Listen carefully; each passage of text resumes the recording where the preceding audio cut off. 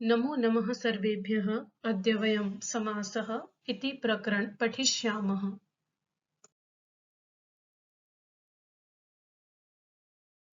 समास समास सम उपसर्ग पूर्वक अस धातु और घंग प्रत्यय से निष्पन्न शब्द का अर्थ है संक्षिप्तीकरण अर्थात संक्षेप करना। उदाहरण सैनिकाः देशस्य भक्ताः भवन्ति। देशस्य भक्ताः दोनों के मध्य समास किया गया है और हमारे पास समस्त पद बना है देशभक्ताः।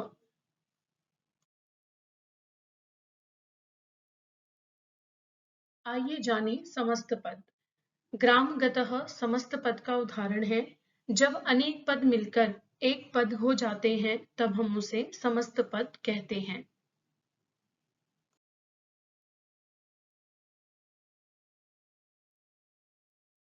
कार्ये कुशलः समास विग्रह का उदाहरण है जब समस्त पद को नियमों के अनुसार हम विभक्त करते हैं अर्थात अलग अलग करके उसमें पुनः विभक्तियां लगा देते हैं तो उसे हम समास विग्रह कहते हैं।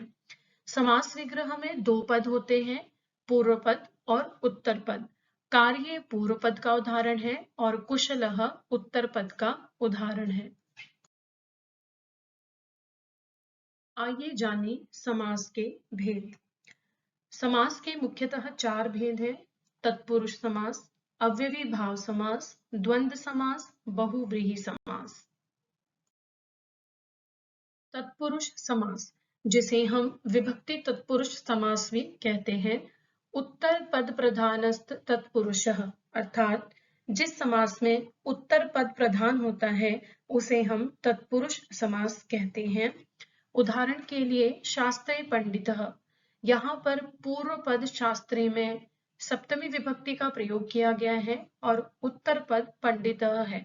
समस्त पद बनाते समय पूर्व पद की विभक्ति का लोप कर दिया जाएगा और तत्पुरुष समास के अंतर्गत हम उत्तर पद का प्रयोग उसी रूप में करते हैं तो समस्त पद बनेगा शास्त्र पंडितः।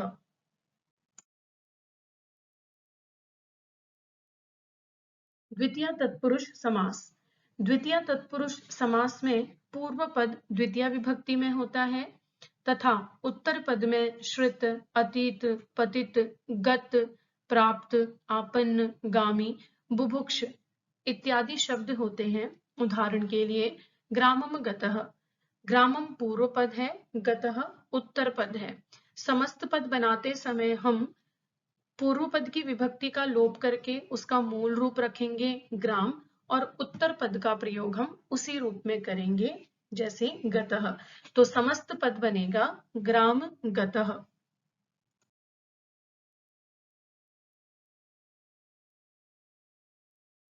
तृतीय तत्पुरुष समास। तृतीय तत्पुरुष समास के अंतर्गत पूर्व पद में तृतीय विभक्ति का प्रयोग होता है। उत्तर पद में पूर्व, सदृश, सम, ऊनार्थ, कलह, निपुण, मिश्र आदि शब्द होते हैं। उदाहरण के लिए मात्रा सदृशः, यहाँ पर पूर्व पद मात्रा में तृतीय विभक्ति का प्रयोग किया गया है, उत्तर पद में सदृश है। समस्त पद बनाते समय मात्रा में से विभक्ति का लोप कर दिया जाएगा, मूल शब्द बनेगा मातृ और उत्तर पद का प्रयोग हम उसी रूप में करेंगे तो समस्त पद बनेगा मातृ सदृशः। चतुर्थी तत्पुरुष समास।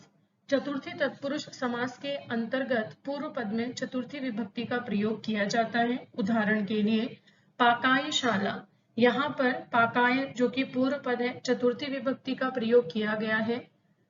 समस्त पद बनाते समय हम पूर्व पद की विभक्ति का लोप करके उसका मूल रूप लेंगे पाक और उत्तर पद का प्रयोग हम उसी रूप में करेंगे तो समस्त पद बनेगा पाकशाला।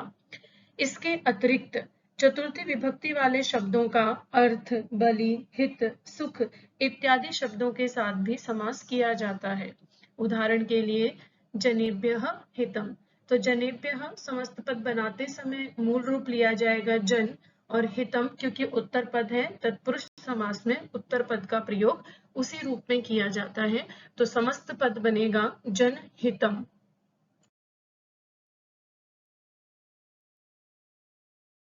आइए जाने पंचमी तत्पुरुष। पंचमी तत्पुरुष समास में भी पूर्व पद में पंचमी विभक्ति का प्रयोग किया जाता है। उदाहरण के लिए वृक्षात पतितः, पूर्व पद वृक्षात है और उत्तर पद पतितः है, तो वृक्षात में से विभक्ति का लोप करके उसका मूल शब्द लिया जाएगा वृक्ष, और पतितः उत्तर पद है तो उसका प्रयोग हम उसी रूप में करेंगे, तो समस्त पद बनेगा वृक्ष पतितः। इसके अतिरिक्त पंचमी विभक्ति वाले शब्दों का मुक्त, पतित, भयवाचक, भीत, भीति, भी शब्दों के साथ भी समास होता है। उदाहरण देखेंगे, व्याघ्रात भीतः, भीतः के योग में यहाँ पर व्याघ्र में पंचमी विभक्ति का प्रयोग किया गया है। समस्त पद बनाते समय व्याघ्रात से पंचमी विभक्ति का लोप किया जाएगा, मूल शब्द रहेगा व्याघ्र, उत्तर पद का प्रयोग हम उसी रूप में करेंगे, तो हमारा समस्त पद बनेगा व्याघ्र भीतः। षष्ठी तत्पुरुष समास। षष्ठी तत्पुरुष समास के अंतर्गत पूर्व पद में षष्ठी विभक्ति का प्रयोग होता है। उदाहरण के लिए राज्ञः पुत्रः, राज्ञः में षष्ठी विभक्ति का प्रयोग किया गया है। समस्त पद बनाते समय विभक्ति का लोप कर देंगे, मूल शब्द राज और उत्तर पद का प्रयोग उसी रूप में करेंगे, तो बनेगा राजपुत्रः।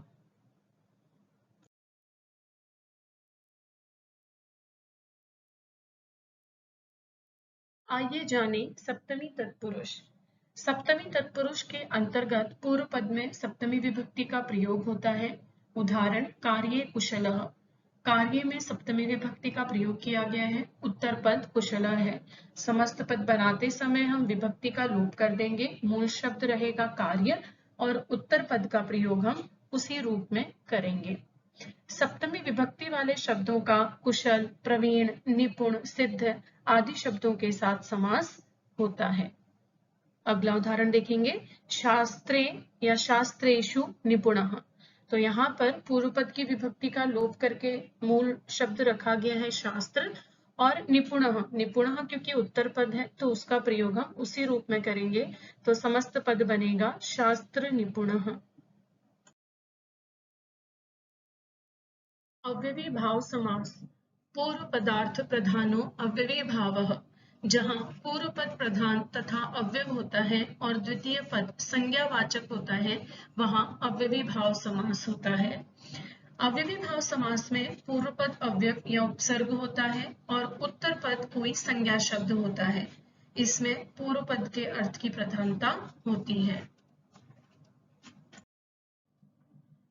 अव्ययी भाव समास के उदाहरण, उप का प्रयोग हम समीप अर्थ में करते हैं, यथा कृष्णस्य समीपम, यहाँ पर समीप के योग में हम उप का प्रयोग करेंगे, उपसर्ग का प्रयोग करेंगे और समस्त पद बनेगा उपकृष्ण। अनु का प्रयोग हम योग्यता अर्थ में करते हैं। उदाहरण रूपस्य योग्यम, समस्त पद बनाते समय योग्यम के लिए हम अनु का प्रयोग करेंगे और हमारा समस्त पद बनेगा अनुरूपम। अगला उदाहरण प्रति, विप्सा आवृत्ति या फिर बार बार, इस अर्थ में हम प्रति का प्रयोग करते हैं। उदाहरण दिनम दिनम प्रति, प्रतिदिनम।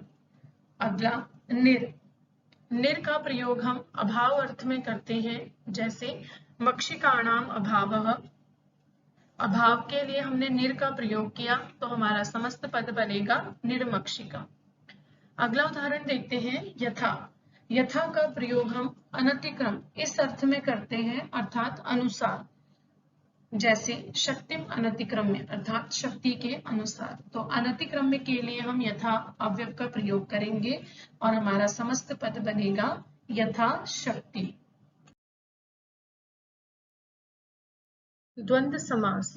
उभय पदार्थ प्रधानो द्वंद्वः, अर्थात जिस समास में दोनों पद प्रधान होते हैं उसे द्वंद्व समास कहते हैं। द्वंद्व समास में सभी पद प्रधान होते हैं और दो या दो से अधिक संज्ञा शब्द विग्रह की दशा में च शब्द से जुड़े रहते हैं। उदाहरण के लिए माता च पिता च, तो समस्त पद बनेगा पितरौ। द्वंद्व समास के भेद। द्वंद्व समास के मुख्यतः तीन भेद हैं, इतरेतर द्वंद्व समास, समाहार द्वंद्व समास, एकशेष द्वंद्व समास। आइए जाने इतरेतर द्वंद्व समास।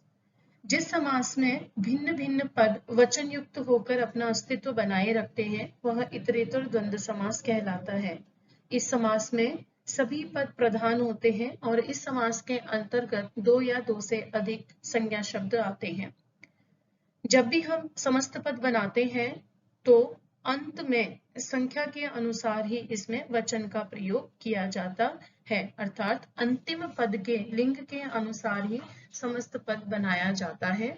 उदाहरण के लिए रामः च लक्ष्मणः च, यहाँ पर अंतिम पद लक्ष्मण है, रामः और लक्ष्मणः दो पद हैं, इसलिए समस्त पद बनाते समय हम पूर्व पद यानी कि राम की विभक्ति का लोप करके उसका मूल शब्द राम लिखेंगे और लक्ष्मण क्योंकि पुल्लिंग है और यहाँ पर दो संज्ञा शब्द है इसलिए लक्ष्मण पुल्लिंग द्विवचन में रूप बनेगा लक्ष्मणौ। तो समस्त पद बनेगा राम लक्ष्मणौ। समाहार द्वंद्व समास। समाहार अर्थात समूह। जिस समास के सभी पद मिलकर एक समाहार यानी कि समूह का बोध कराते हैं वह समाहार द्वंद्व समास कहलाता है। इस समास में सभी पदों की प्रधानता नहीं होती अपितु एक सामूहिक अर्थ प्रकट करता है और यह समास हमेशा एक वचन नपुंसक लिंग में होता है और इस समास के अंतर्गत विपरीत पदों का भी समास किया जाता है। आइए देखिए उदाहरण। सुखम च दुखम च अनयोः समाहारः, अर्थात सुख और दुख जो कि दोनों विपरीत पद है उन दोनों का समूह, तो समस्त पद बनेगा सुख दुखम। एक शेष द्वंद्व समास। जैसे कि इसके नाम से ही स्पष्ट है कि ऐसा समास जिसमें दो या दो से अधिक पदों में से केवल एक ही पद शेष रहता है उसे एक शेष द्वंद्व समास कहते हैं। इसके अंतर्गत युगल शब्दों का प्रयोग किया जाता है। उदाहरण के लिए माता च पिता च, तो समस्त पद बनेगा पितरौ।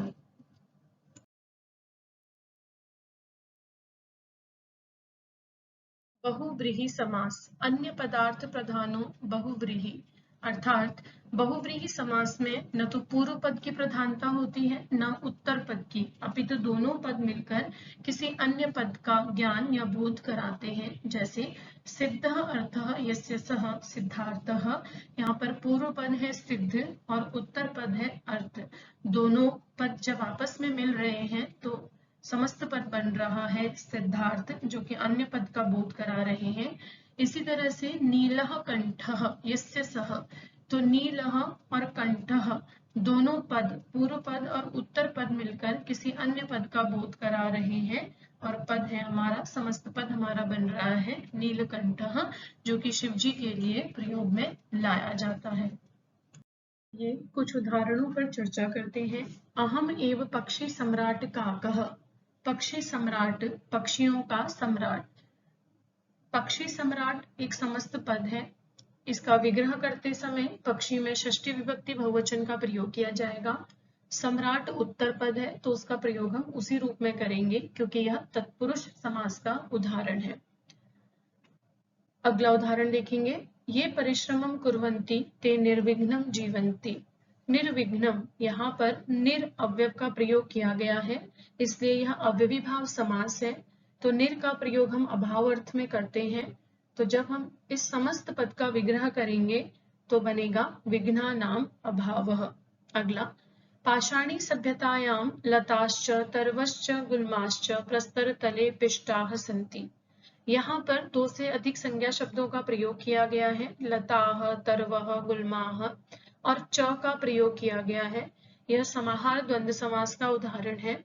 समस्त पद बनाते समय हम विभक्तियों का लोप कर देंगे और अंतिम पद के अनुसार ही लिंग और वचन का प्रयोग करेंगे। तो लता तरु गुल्माः, क्योंकि यहाँ पर बहुवचन है लता तरु और गुल्माः, इसलिए गुल्माः शब्द का हम बहुवचन रूप लिखेंगे तो हमारा समस्त पद बनेगा लता तरु गुल्माः। मम विद्यालये वार्षिकोत्सवः वर्षं वर्षं प्रति मान्यते।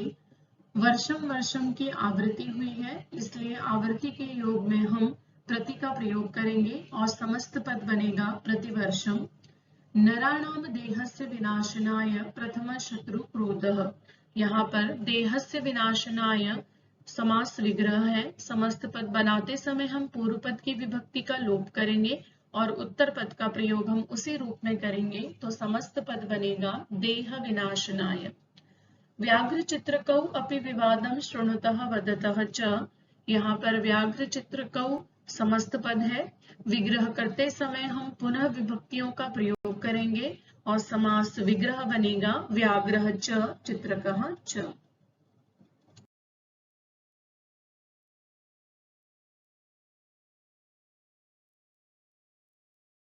धन्यवादः। दिवसः मङ्गलमय भव।